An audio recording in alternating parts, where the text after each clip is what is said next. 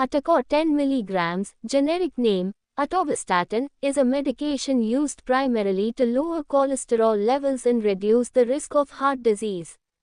Here's a comprehensive overview. Indications: hypercholesterolemia, to lower high cholesterol levels. Prevention of cardiovascular disease, to reduce the risk of heart attack, stroke, and other heart-related complications.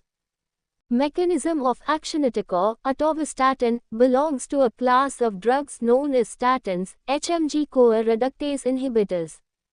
It works by blocking an enzyme in the liver that's necessary for making cholesterol, leading to a decrease in cholesterol levels in the blood. Dosage and administration: typical starting dose, 10 mg once daily. Adjustment: the dose may be adjusted based on the patient's response, with a maximum dose of 80 mg per day.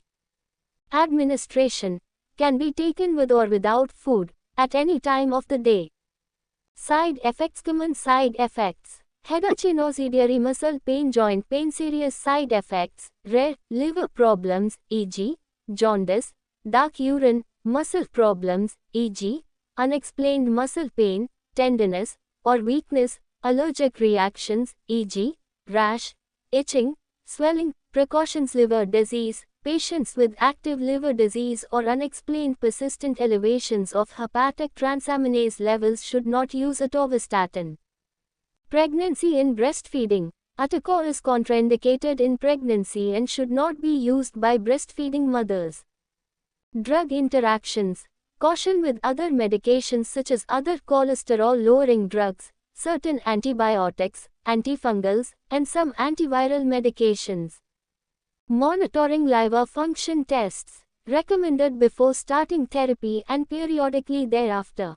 Lipid levels: regularly monitor cholesterol levels to ensure the medication's efficacy.